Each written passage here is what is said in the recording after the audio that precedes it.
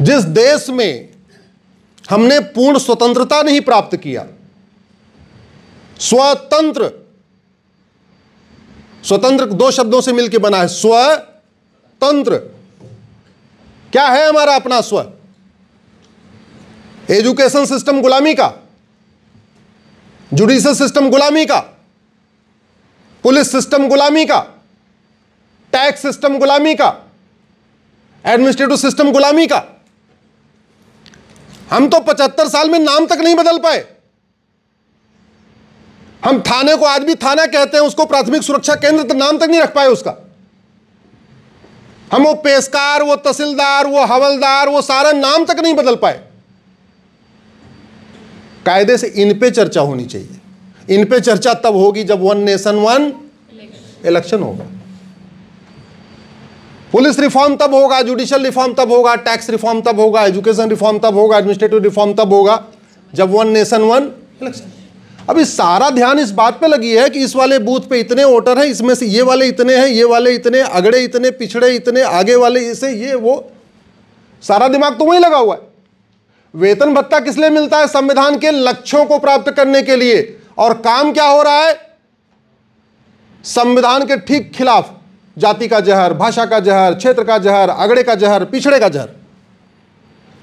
इसलिए पैसा मेरे लिए इंपॉर्टेंट नहीं है। जो मैंने पीआईएल फाइल किया था, मैंने इस भारत के संविधान को लक्ष्य प्राप्त करने के लिए किया था। मेरा मानना है वन नेशन वन इलेक्शन होगा तो भारत को स्वतंत्र देश बनाने में मदद मिलेगी। भारत अभी परतंत्र देश है। एकेडमिकली हम स्वतंत्र हैं, लेकिन कोई तंत्र हमारा नहीं है, कोई सिस्टम हमारा नहीं है।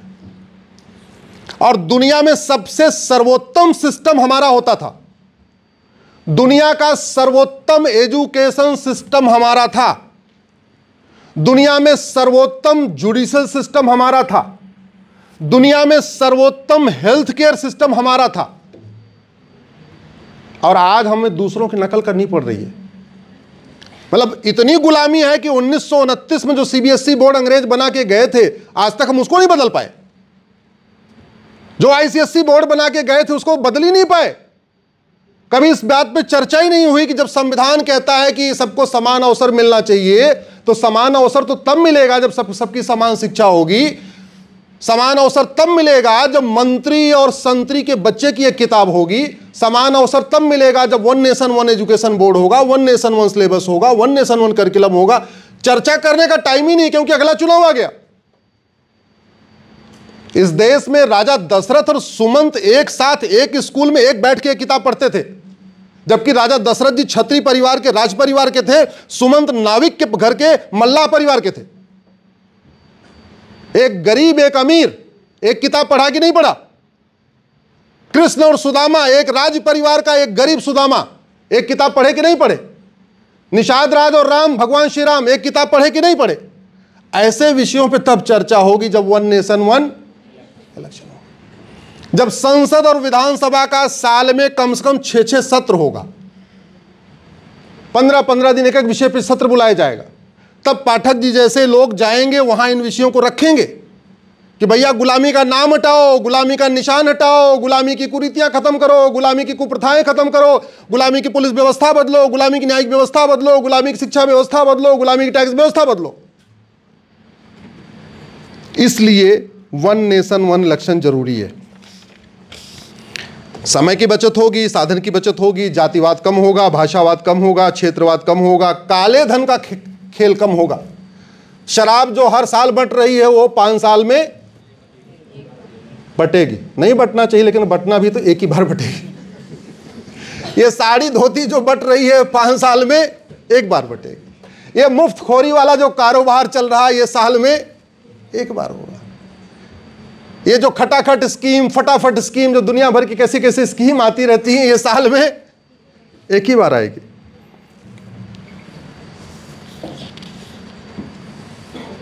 और मैं तो ये देख रहा हूं विरोध कौन कर रहे हैं। विरोध वो कर रहे हैं जिन्होंने संविधान की धज्जियां उड़ाई।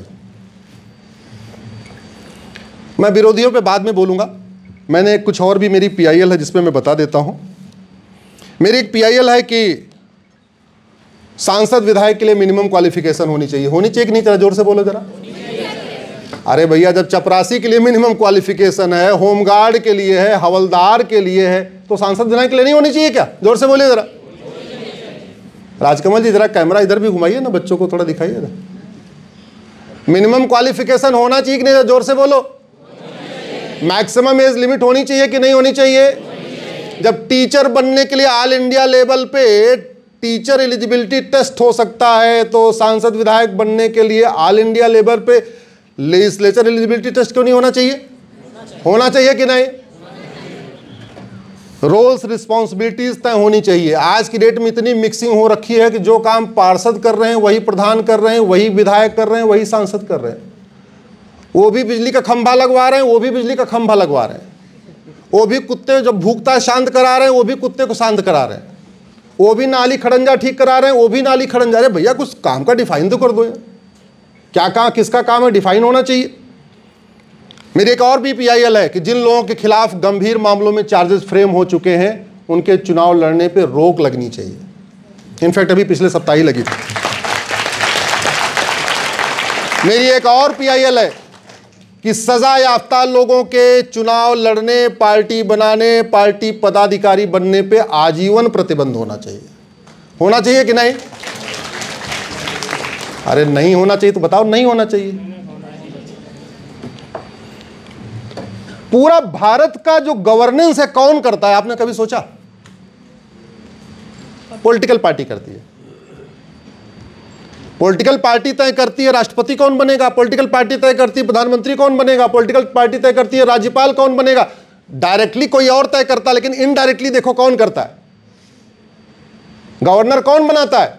Political party. प्रधानमंत्री कौन बनाता है? Political party. राष्ट्रपति कौन बनाता है? Political party. सांसद कौन बनाता है? विधायक कौन बनाता है? मंत्री कौन बनाता है? सब कुछ कौन बनाता है? और पॉलिटिकल पार्टी के लिए कोई कानून है क्या? नहीं। मतलब जो पूरे देश को चला रहा है उसके लिए कोई कानून ही नहीं है। तो मेरे लिए एक PIL और भी चल रही है कि पॉलिटिकल पार्टियों को रेगुलेट करने के लिए कानून होना चाहिए। मैनिफेस्टो का स्टैंडर्ड फॉर्मेट होना चाहिए। आप जरा सोचिए, अल्टीमेटली सरकार क्या करती है? सरकार ये करती है कि जो मैनिफेस्टो होता है उसको लागू करती है। और मैनिफेस्टो कौन बनाता है? Political party. जैसे सरकार बनती है तो मुख्यमंत्री जी सारे सचिवों को बुलाते हैं, चीफ सेक्रेटरी को बुलाते हैं और कहते हैं देखो भाई, ये मेरा मैनिफेस्टो है, ये बताओ हमने जो 50 वादे किए हैं इसमें से एक एक वादा बताओ, ये वाला वादा कब पूरा करोगे, ये वाला कब पूरा होगा, ये कब पूरा करोगे। और ये भी कह देते हैं कि 100 दिन में ये वाले 10 वादे जरूर पूरा कर देना। लेकिन मैनिफेस्टो का कोई स्टैंडर्ड फॉर्मेट ही नहीं है।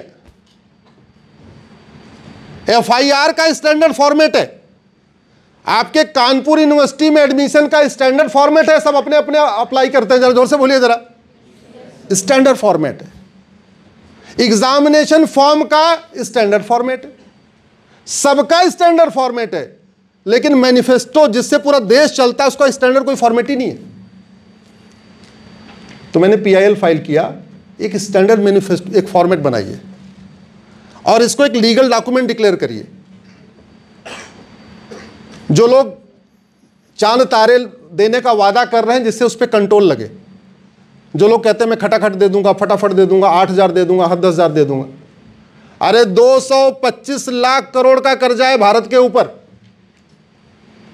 जब मैंने फ्रीबीज को कंट्रोल करने के लिए PIL फाइल किया था तो 150 लाख करोड़ का कर्जा था। अभी मेरी PIL सुप्रीम कोर्ट में चली रही है और कर्जा कितना हो गया? 225 लाख करोड़। अभी मैंने लेटेस्ट देखा तो पता चला शायद 235 लाख करोड़ हो गया। कभी इस पे चर्चा आपने सुना क्या? संसद विधानसभा में चर्चा हो रही है क्या? नहीं। वन नेशन वन इलेक्शन होगा तो ऐसे गंभीर विषयों पे चर्चा होगी। तो मैंने ड्राफ्ट बना के दिया है स्टैंडर्ड मैनिफेस्टो का कि अगर केंद्र का चुनाव हो तो सबसे पहले ऊपर ये लिखा जाए देश के ऊपर कुल कर्जा कितना है। फिर पॉलिटिकल पार्टी ये बताए कि जितने वादे कर रही उस वादे से और क्या क्या कितना कर्जा बढ़ने वाला है। और फिर पॉलिटिकल पार्टी ये भी बताए कि 5 साल की सरकार में जो इतना कर्जा बढ़ने वाला और कर्जे की भरपाई कैसे करेगी। और फिर नीचे ये भी लिखा है कि जो ये काम करने में फेल हो जाए उसके चुनाव लड़ने पे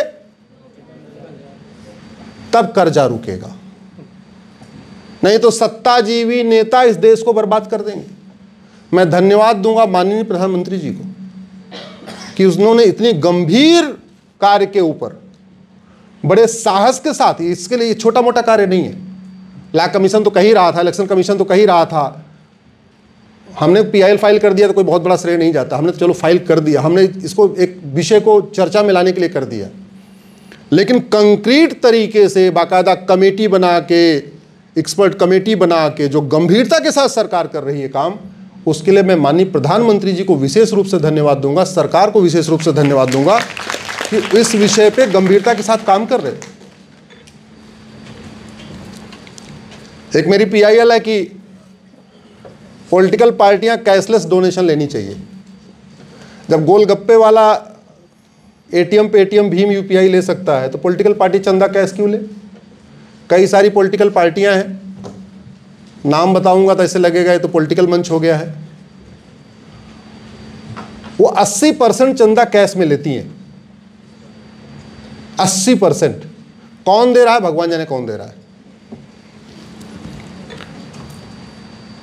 राजनीतिक पार्टियां RTI के दायरे में आनी चाहिए, करप्ट प्रैक्टिस डिफाइन होनी चाहिए। ऐसे अनेक PIL है। तो मेरा मानना है कि वन नेशन वन इलेक्शन के साथ साथ इस 1950-51 में बने हुए रिप्रेजेंटेशन ऑफ एक्ट को भी बदलना चाहिए। एक नई भारतीय चुनाव संहिता लागू करनी चाहिए, एक नई भारतीय विधायिका संहिता लागू करनी चाहिए। और जो विषय मैंने पहले अभी आपसे चर्चा किया, minimum qualification, maximum age limit, minimum attendance. अच्छा ये बताओ, आपका मिनिमम कितना % अटेंडेंस चाहिए एग्जाम में बैठने के लिए? जोर से बोलो जरा। 75 से कम हुआ तो एग्जाम में नहीं बैठ सकते। लेकिन आपकी 10% अटेंडेंस हो तो भी आप सांसद बने रह सकते हैं। मतलब सुप्रीम कोर्ट और संसद के बीच में 2-3 किलोमीटर की दूरी है,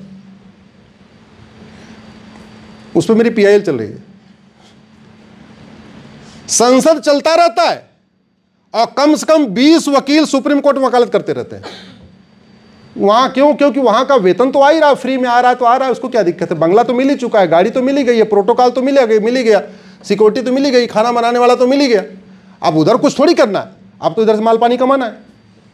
उसमें कई सारे भूतपूर्व कानून मंत्री हैं, एक भूतपूर्व कानून मंत्री हैं, एक भूतपूर्व गृह मंत्री हैं, एक भूतपूर्व वित्त मंत्री हैं, एक भूतपूर्व विदेश मंत्री हैं, एक भूतपूर्व शिक्षा मंत्री हैं। ऐसे कितने लोग हैं जो वेतन भत्ता, गाड़ी, बंगला आपके टैक्स के पैसे से लेते हैं। आप तो नहीं देते होंगे ज्यादा, आपके पिताजी देते होंगे टैक्स। तो वेतन भत्ता, गाड़ी, बंगला उधर लेते हैं, लेकिन उनकी अटेंडेंस उधर 5%, 6%, 8%। क्यों? क्योंकि मिनिमम अटेंडेंस का कोई फॉर्मूला ही नहीं है। मतलब इंजीनियरिंग का छात्र अगर 75% से कम आ जाए, बेचारा सेमेस्टर में नहीं बैठेगा। मेडिकल का स्टूडेंट, लॉ का स्टूडेंट 75% से कम अटेंडेंस हो जाए तो एग्जाम नहीं दे सकता। लेकिन उधर 10% भी अटेंडेंस हो जाए तो कोई फर्क नहीं पड़ता, वेतन भत्ता, गाड़ी, बंगला, पेंशन वेंशन सब आती रहती है। बदलना चाहिए कि नहीं चाहिए? जोर से बोलो जरा, जोर से बोलो। होना चाहिए कि नहीं? तो आवाज उठाओ। कैसे आवाज उठाओगे? कितने लोग सोशल मीडिया यूज करते हो? हाथ उठाओ जरा। तो ज्यादातर तो इंस्टाग्राम ही करते होंगे, आजकल वाले तो इंस्टाग्राम ही कर रहे हैं। फेसबुक यूज करना चाहिए। क्यों फेसबुक यूज करना चाहिए? क्योंकि इंस्टाग्राम पे कितने लोग आपको फॉलो करेंगे, आपके कंट्रोल में नहीं है। ट्विटर पे आपको कितने लोग फॉलो करेंगे, आपके कंट्रोल में नहीं है। और वैसे भी इंस्टाग्राम, ट्विटर भारत में बहुत कम लोग यूज करते हैं। कॉमन मैन भारत में फेसबुक यूज करता है। ट्विटर 5 करोड़ लोग यूज करते हैं और फेसबुक 50 करोड़ लोग यूज करते हैं। गांव में ऑटो चलाने वाले, खेतीहर, किसान, मजदूर जो भी हैं, सब वो क्या यूज करते हैं? और फेसबुक का फायदा ये है कि आप 5000 लोगों को अपना फ्रेंड बना सकते हो। आप 5000 लोगों को जोड़ सकते हो। तो जैसे आपका नाम मान लीजिए किशन है, कोई किशन है क्या? हाँ, इधर बैठा। हाँ, तो नाम किशन है। अब ये किशन 5000 किशन को फ्रेंड बना ले, या विवेक या दिनेश या जो भी, कोमल या रेखा या विभा या साम्या या रश्मि जो भी हैं, सब अपने अपने नाम के 5000 लोगों को फ्रेंड बना सकते हैं कि नहीं बना सकते? अपने कास्ट वालों को नहीं, अपने जान पहचान वालों को नहीं। जान पहचान वालों को तो वर्चुअल फ्रेंड बनाने नहीं चाहिए। अरे जान पहचान वालों से डायरेक्ट फ्रेंडशिप रखो, मिलना जुलना रख लो, फोन पे बात कर लो। उनको क्या के लिए फेसबुक फ्रेंड बनाना? फेसबुक फ्रेंड उनको बनाना चाहिए जो जान पहचान वाले नहीं है। आप अगर सब लोग 5-5 हजार फेसबुक फ्रेंड बनाओ तो फायदा ये होगा कि दिनेश कश्मीर में भी मिलेगा, दिनेश कन्याकुमारी में मिलेगा, दिनेश असम में भी मिलेगा, दिनेश बंगाल में मिलेगा, दिनेश गुजरात में मिलेगा। आपके नाम के लोग पूरे भारत में मिलेंगे। आपके नाम के लोग ब्राह्मण भी होंगे, आपके नाम के लोग क्षत्रिय भी होंगे, आपके नाम के लोग दलित भी होंगे, आपके नाम के लोग वैश्य भी होंगे। तो आप जाति से ऊपर उठ गए, भाषा से ऊपर उठ गए, क्षेत्र से ऊपर उठ गए, सबसे ऊपर उठ गए। और आपको जो सही बात लग रही है वो जब आप फेसबुक पे लिखोगे तो उतने 5000 लोग पढ़ेंगे। तो आज आपने जो बात सुनी और जो बात आपको ठीक लगी, अपने तक रखने की बजाय आपने कितने लोगों को और आगे बढ़ा दिया। और ऐसे वो लोग भी 5-5 करने दे, 5-5 करना शुरू कर जाए, तो जो चर्चा आज हो रही है 1 महीने के अंदर ये चर्चा पूरे देश में फैल जाएगी। तो कर सकते हैं क्या? कर सकते हैं कि नहीं कर सकते? नहीं, फेसबुक के नाम पे ऐसे लगता है इंसल्ट है। फेसबुक बहुत आउटडेटेड, बूढ़े लोग यूज़ करते हैं, किसान मजदूर करते हैं। हम थोड़ी करेंगे, हम तो इंस्टा ही करेंगे। अरे भाई फेसबुक कर लो, अपनी डीपी-सीपी शेयर करने के लिए इंस्टा यूज़ करो, फोटो बर्थडे वाली शेयर करने के लिए इंस्टा यूज़ करो, लेकिन राष्ट्रहित के कार्य के लिए, जागरूकता फैलाने के लिए, अवेयरनेस फैलाने के लिए, उसके लिए तो फेसबुक यूज़ करो। क्योंकि 5000 फ्रेंड आप बना सकते हो, लिखने पढ़ने की कोई लिमिट नहीं है, शब्दों की कोई लिमिट नहीं है, पूरा आर्टिकल लिख के छाप सकते हो वहीं पे। अखबार में आपका आर्टिकल कोई पढ़े चाहे ना पढ़े, आपके फेसबुक वाले तो पढ़ेंगे। और एक बात ये भी रखना, आपका अगर आर्टिकल अच्छा हुआ तो लोग कॉपी पेस्ट करके अपने अपने नाम से फॉरवर्ड करना शुरू कर देंगे, व्हाट्सएप पे घूमना शुरू हो जाएगा। एक दिन आप ही का आर्टिकल आपके पास पहुंचेगा किसी और नाम से, उसमें बुरा भी नहीं मानना, विषय तो जा रहा है ना। ये करना चाहिए।